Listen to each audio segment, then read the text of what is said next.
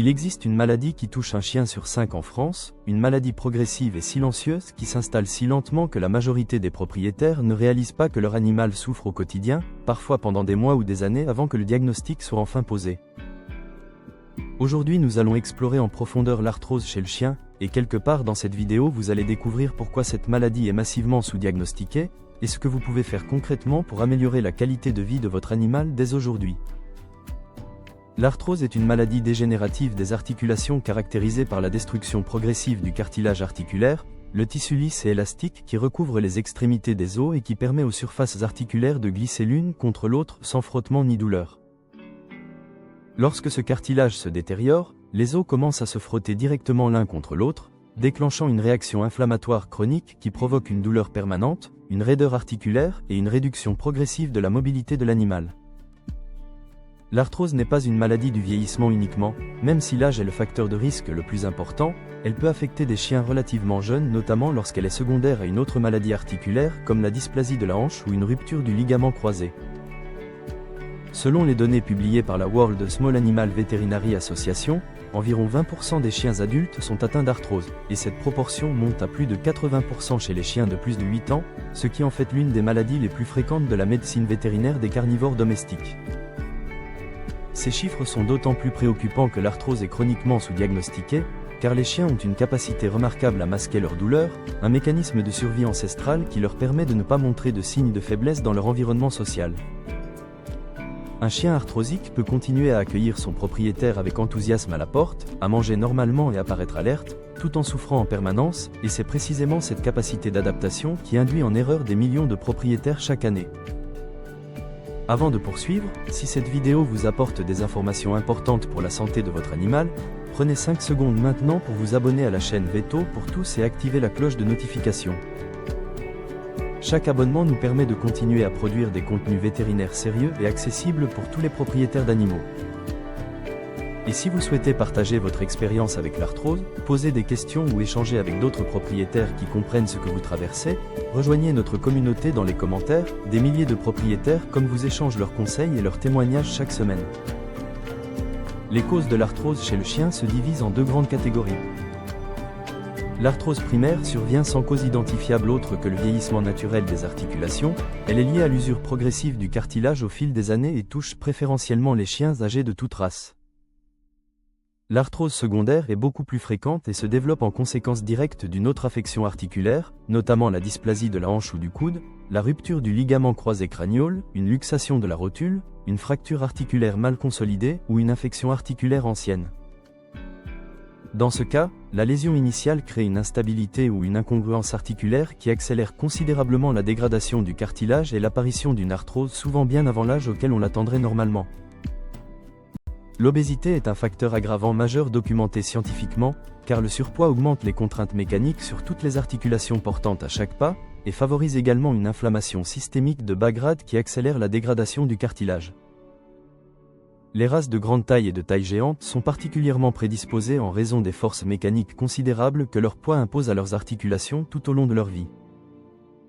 Un aspect que beaucoup de propriétaires découvrent avec surprise est que l'arthrose peut affecter n'importe quelle articulation du corps du chien, pas uniquement les hanches comme beaucoup le croient. Les coudes sont parmi les articulations les plus fréquemment touchées chez les grandes races, les épaules, les genoux, les chevilles et même les articulations de la colonne vertébrale peuvent être le siège d'une arthrose cliniquement significative. L'arthrose vertébrale, appelée spondylose, mérite une attention particulière car elle peut comprimer les racines nerveuses et provoquer des douleurs qui irradient dans les membres, des troubles de la proprioception qui se manifestent par une démarche chancelante, et dans les cas sévères des paralysies partielles qui peuvent être confondues avec d'autres maladies neurologiques. Un chien qui glisse régulièrement sur les sols lisses, qui trébuche sur ses pattes arrière, ou qui semble avoir du mal à contrôler ses membres postérieurs peut présenter une arthrose vertébrale évoluée qui comprime les structures nerveuses de la colonne. Voyons maintenant comment reconnaître les signes de l'arthrose, et je vous préviens que plusieurs d'entre eux sont systématiquement attribués au vieillissement normal alors qu'ils signalent en réalité une douleur chronique qui mérite une prise en charge. La raideur matinale est le signe le plus classique et le plus fréquemment observé, le chien se lève avec difficulté après le repos, hésite avant de se mettre en mouvement, boite légèrement pendant les premières minutes puis semble aller mieux une fois que les articulations se sont réchauffées. Ce phénomène de raideur au lever qui s'améliore avec l'activité est tellement caractéristique de l'arthrose qu'il constitue à lui seul une indication forte de consulter un vétérinaire pour une évaluation articulaire. La réduction de l'activité spontanée est un autre signe majeur. Le chien qui était autrefois enthousiaste pour les promenades commence à ralentir, à s'arrêter plus souvent, à préférer rester couché plutôt que de suivre ses activités habituelles. Les difficultés à réaliser certains mouvements comme monter les escaliers, sauter dans la voiture, se lever d'un sol dur ou se repositionner pendant le sommeil sont des indicateurs importants de douleurs articulaires chroniques. Et voici maintenant le signe que presque tous les propriétaires manquent complètement car ils l'interprètent comme un changement de caractère lié à l'âge. Un chien arthrosique peut devenir progressivement moins tolérant aux manipulations, grogner ou même mordre quand on le touche à certains endroits, refuser les caresses là où il les acceptait auparavant, et se montrer irritable avec les autres animaux ou les enfants. Ce changement de comportement n'est pas un caprice ni une régression, c'est la manière dont un animal qui souffre en permanence exprime son inconfort quand on approche une zone douloureuse ou qu'on lui demande un effort qui aggrave sa douleur. Concernant le diagnostic, il repose sur la combinaison d'un examen clinique approfondi et d'une confirmation radiographique. Lors de l'examen clinique, le vétérinaire évalue la démarche, manipule chaque articulation pour tester la douleur, la mobilité et la présence de crépitation, et évalue la masse musculaire car l'atrophie musculaire est fréquente autour des articulations arthrosiques.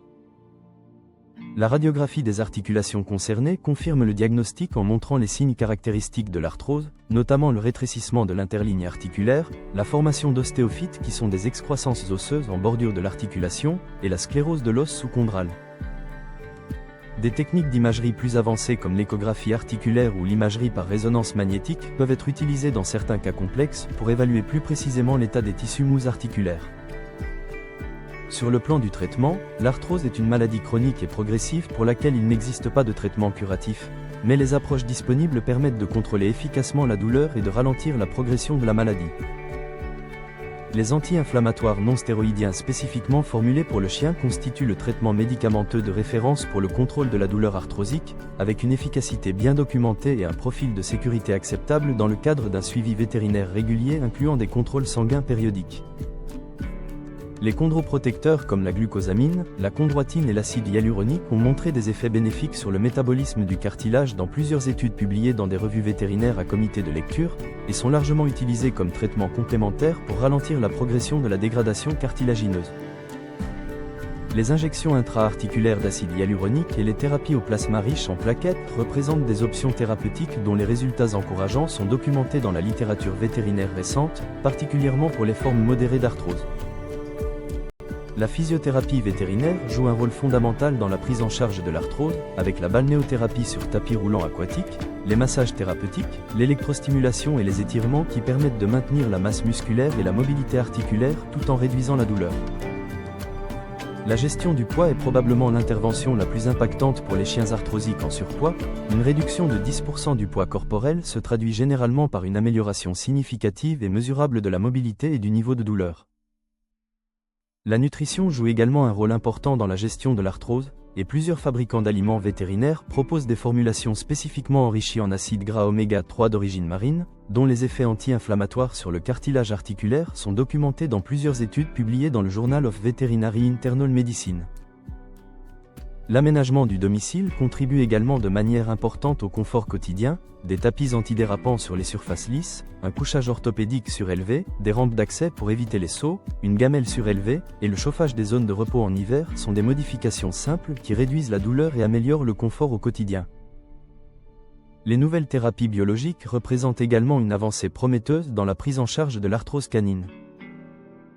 Les anticorps monoclonaux ciblant les médiateurs de la douleur chronique, notamment le facteur de croissance des nerfs, ont démontré une efficacité significative dans des essais cliniques publiés, et certaines de ces molécules sont déjà disponibles en médecine vétérinaire dans plusieurs pays, ouvrant une nouvelle catégorie de traitements pour les chiens dont la douleur est insuffisamment contrôlée par les traitements conventionnels.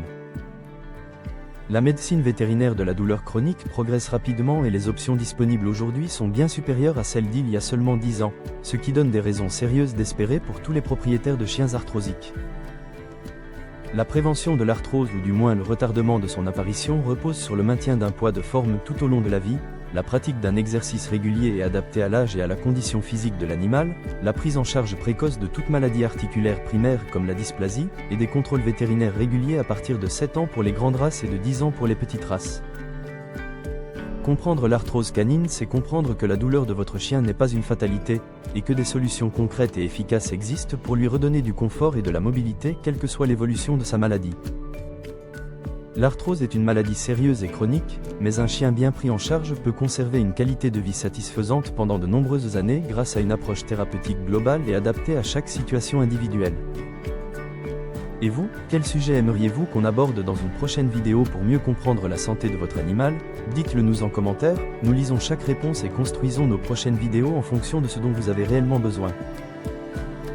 Est-ce que votre chien souffre d'arthrose ou présente des signes de raideur ou de mobilité réduite qui vous préoccupent? Partagez votre expérience en commentaire, votre témoignage peut aider d'autres propriétaires à reconnaître cette maladie avant qu'elle ne soit trop avancée. Et si cette vidéo vous a apporté des informations utiles, partagez-la autour de vous. Chaque partage permet à Veto pour tous de continuer à produire des contenus vétérinaires sérieux pour tous les propriétaires d'animaux qui en ont besoin.